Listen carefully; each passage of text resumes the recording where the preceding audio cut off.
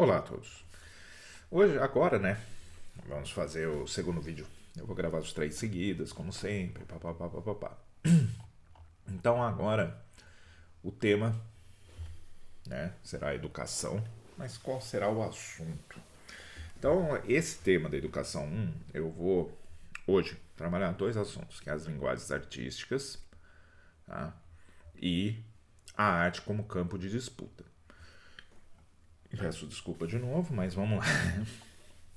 Então, as linguagens artísticas e a arte como campo de disputa, mas tem outros vídeos sobre educação que eu quero trazer, que é o componente curricular arte, né, essa questão na educação, pelo menos em Campinas, né, pensar um pouco dessa realidade que eu tive contato, né, saberes e conteúdos, qual a diferença, o que é saberes, o que é conteúdo, competência, papapá, mas não trazer muitos detalhes, mas trazer algumas discussões que são importantes, eu acho, para se pensar.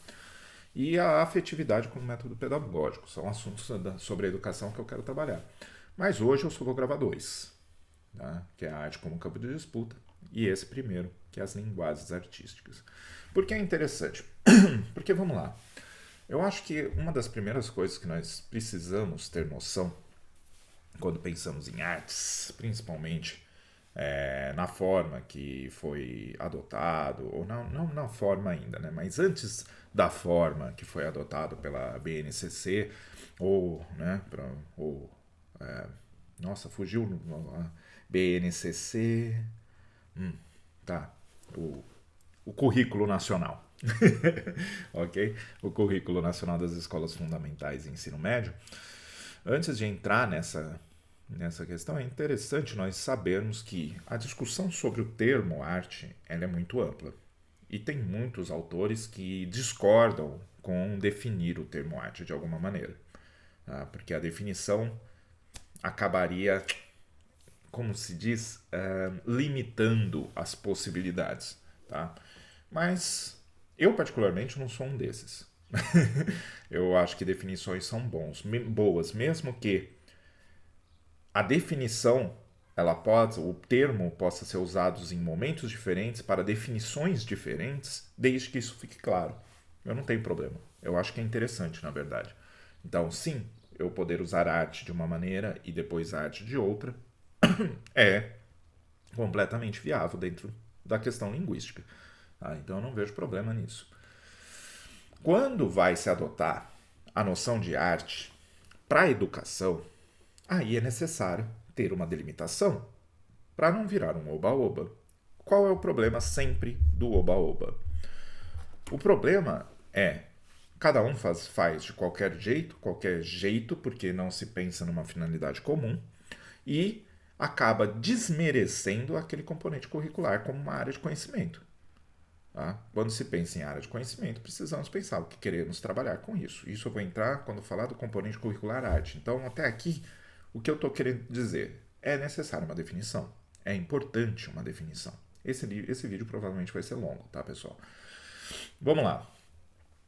Eu estou aqui com o meu roteirinho de tópicos, só para não fugir. Então, tendo isso em mente, qual foi a adoção da noção de arte, do termo arte, no currículo nacional? Foi a arte como linguagem, ok? Então, ela está no campo da linguagem.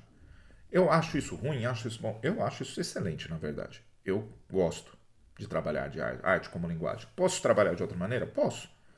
Mas gosto da noção de arte como linguagem. Por quê? Porque não cai só num tecnicismo, que eu também vou falar melhor em outro vídeo. Tá?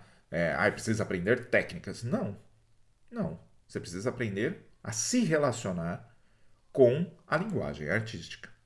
E a linguagem artística, ela transborda, ela vai para além do cenário artístico. Como assim? Ué, esse vídeo que você está vendo, ele é um vídeo que tem questões relacionadas à linguagem audiovisual, que é uma linguagem artística. Ah, mas não é. Audiovisual é uma mistura de todas as artes. Não é essa discussão que eu quero aqui. Tá? Eu estou tomando arte visual, artes visuais, audiovisual, artes visuais, dança, música e artes cênicas como as linguagens artísticas. Tá?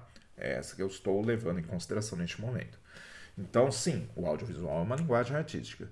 Então, a questão dos enquadramentos, de como eu fazer as coisas, do som estar claro e tudo isso faz parte, tá? A maneira, a entonação de voz e etc. faz parte para tornar todo o discurso agradável também, toda a forma do discurso agradável e tudo mais.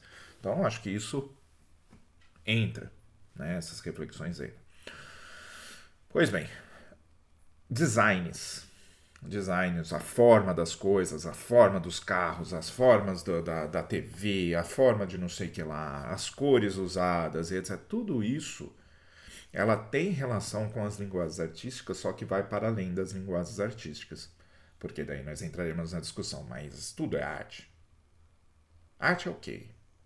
Arte, isso daí eu acho que pode ficar para outra. Enquanto nós estamos pensando em arte como linguagem, é interessante entender as características, aqui ó, reflexões, tá. As características que tornam essa linguagem distinta de outras, tá? Algumas das coisas que eu considero linguagens artísticas. Acho que a principal é que ela é uma linguagem estética. Ela é uma linguagem que não está apenas preocupada em comunicar a questão verbal, lógica verbal, tá? Ela está preocupada também em trazer o emocional junto. Ela está preocupada em estimular sensações, ok? Que faz parte das nossas relações com o mundo. Faz parte da maneira que nós vamos conseguir entender alguma coisa ou que nós entendemos já algumas coisas. Então ela traz elementos não verbais que dizem respeito muito mais a sensações do que a textualidade. Né?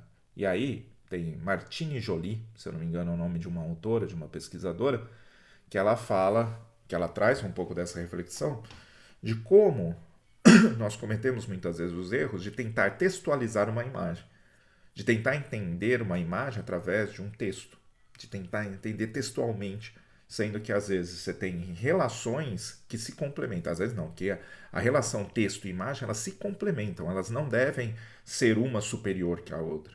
Nós devemos adotar uma maneira de ler imagens, ler movimentos corporais, ler narrativas visuais, narrativas de atuação cênica, né? Narrativas audiovisuais de uma maneira que complemente esses dois lados, que esses dois lados se complementem, que o verbal e o não verbal se complementem, não que sejam um contra o outro, tá? E eu acho que isso é uma das coisas que aqui no Brasil, né, na nossa cultura brasileira, nós temos que aprender ou reaprender a nos relacionar nesse sentido com a arte, tá? Então, continuando, um dos pontos que me fez até pensar melhor essa questão da arte como linguagem é a própria maneira de utilização da arte budista. Como vocês sabem, eu estudo budismo, estudo cristianismo, gosto, né?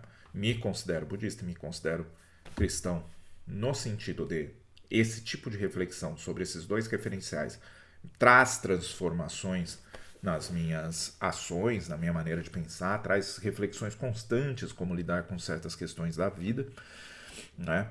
E a arte budista ela tem um tom simbólico que eu não via muito antes na arte religiosa, na arte sacra europeia. Posteriormente eu fui entender que tem também, mas eu só fui entender que tem depois que eu já quebrei vários dos meus preconceitos que haviam, principalmente em relação ao cristianismo, né? Como eu já disse em outros vídeos. Há fundamentos textuais, fundamentos teóricos, fundamentos iconográficos, simbólicos que são usados nas artes budistas. E isso é muito interessante. Eu comecei a pesquisar, quando eu comecei a pesquisar isso, eu achei assim, é fantástico. Você consegue até mesmo identificar, depende, né, da imagem, etc., quais escolas de pensamento budista estão relacionados com aquela imagem, por conta de elementos e relações com elementos textuais. Então há uma complementariedade, né, nas imagens e nos textos. Não vou dizer de todas as tradições budistas, mas de algumas tradições budistas isso é muito presente. Até mesmo na narrativa de determinados textos, nas alegorias utilizadas, como isso está atrelado a pensamentos, a estruturas filosóficas budistas. E isso eu achei, assim, fenomenal. E isso me relacionava-se muito com a maneira que eu via, que eu entendia também a questão das narrativas fictícias, né, que eu falei em outro vídeo, e das artes, né, a arte como linguagem, como uma maneira de comunicar também, que vai para além do textual. Ir para além do textual não quer dizer que a arte traga sempre verdade, que a maneira, que a narrativa fictícia ou que uma arte é trabalhada, ela traga verdade no sentido de verdade como sendo é aquilo, não pode ser de outra maneira. Não é isso. Sempre estamos passando por filtros, por maneiras de pensar dos artistas, né? Mas trazem, muitas vezes, embates ou reflexões que nos permite ir para além daquilo que nós já pensávamos. Lembre-se, o contato com o divergente, com o diferente, e em específico o divergente, pode trazer construções de novos conhecimentos ou mesmo até uma percepção de que aquele conhecimento que eu tenho, que eu estava, né, é mais adequado para aquela finalidade que propõe. Pois bem, só para acho que tem alguns pontos, algumas implicações que são interessantes nós pensarmos quando pensamos em arte como linguagem. Então vamos lá, só para dar uma arrematada aqui para poder ir para essas implicações. A arte como linguagem, então, portanto, é uma maneira de comunicação. As artes, essas linguagens artísticas, possuem características que tornam elas específicas, né? Por exemplo, se nós temos uma música, a música ela trabalha com sons. Eu estou falando, mas não estou fazendo música. Por quê? Porque há características que tornam uma música. Ok? Tanto que aquelas brincadeiras são possíveis de edição de vídeo que tornam falas comuns, falas normais que eu digo não musicais, em músicas. Através de uma edição de ritmo, de melodia, de harmonia e etc., que são características presentes na música. Qualquer imagem é uma arte. Mesma coisa, aí nós trazemos outras discussões, mas como linguagem, nós trabalhamos o ponto do estético, além do informativo, do comunicativo. Às vezes uma imagem ela pode só informar uma coisa. Às vezes uma imagem ela traz relações estéticas, né? Elas nos afetam de alguma maneira. Então, tem isso. Há características que são trabalhadas por artistas? Claro que há. Há questões de linhas, de formas, de planos, de perspectiva, de luz e sombra e etc. Movimentos corporais. Estou aqui falando, mexendo meus bracinhos. Também não necessariamente estou dançando. Há características que tornam movimentos corporais uma dança. Há características que tornam uma narrativa cênica uma arte cênica. Às vezes não, às vezes eu só estou contando ou mostrando, imitando alguém, mas não necessariamente fazendo uma arte cênica, né? Mas posso estar usando elementos dessas áreas, dessas linguagens artísticas, na linguagem cotidiana. E pode estar, estamos, na verdade. Normalmente estamos através das mídias sociais, por exemplo, da maneira de nos fotografar para o Instagram, da maneira de enquadrar meu vídeo no YouTube, e assim vai. Nós estamos usando esses elementos, porque essas linguagens vão se tornando, quando pensamos arte como linguagem, elas vão se tornando parte da nossa vida. Parte da maneira que nós nos comunicamos. Mas daí quais as implicações que isso pode trazer? Tá, se arte é uma linguagem, se arte são linguagens, né, as linguagens artísticas, há uma necessidade de entendermos essas características, que eu até coloquei para não esquecer dessas implicações, senão eu começo a viajar. Tá? Entendemos as características das linguagens artísticas para aprender a ler a arte. Ler essas linguagens artísticas. Mas o que é ler? Aí ler nós podemos pegar um pouco da noção de alfabetização linguística, né? Da alfabetização do português, por exemplo, etc., que há sim parâmetros, há noções, há aquela noção cotidiana que nós temos, né? Que muitas vezes pode estar imbuída de uma certa alfabetização artística não funcional. Opa, então. Mas pode? Não. Isso são questionamentos que nós temos que ver. Se é uma comunicação, ela pode sim ser entendida de uma maneira distinta daquilo que foi proposto. Né? Que daí é o que traz até mesmo a relação entre o comunicador, o comunicado e o comunicante e aquele que recebe tudo isso. Né? Como isso se dá?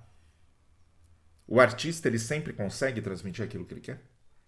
Nós precisamos saber qual é a intenção do artista para entender uma obra? Se ela é uma maneira de comunicar? Ou eu estou tentando textualizar aquilo que eu preciso entender de uma obra? Entender a noção do artista ou o que ele queria comunicar nos ajuda a entender melhor a obra ou entender de outra maneira a obra? Se nós temos contato com uma obra de outra cultura, necessariamente nós teremos um entendimento daquela obra da mesma maneira que aquela cultura possui? Creio que não. Nesse último ponto, creio que não. Mas, como isso nos ajuda a desenvolver o conhecimento? Né? Com novos conhecimentos, ou conhecimento, ou entendimento de uma arte.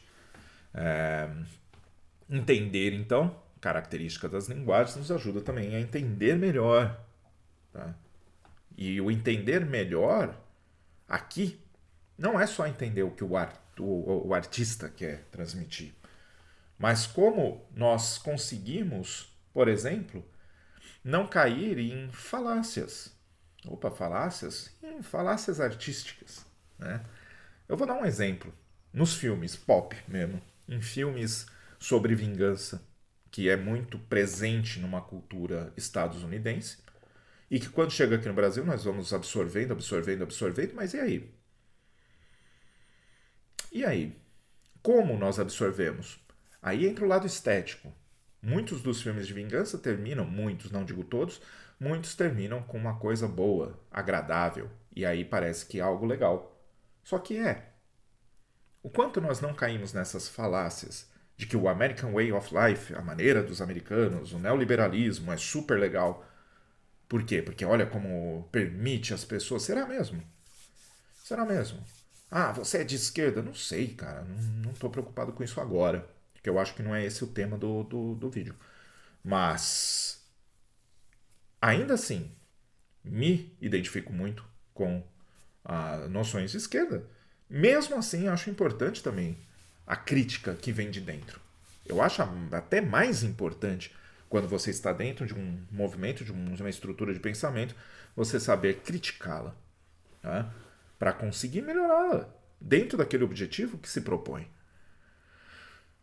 Então, mesmo aqui, tá?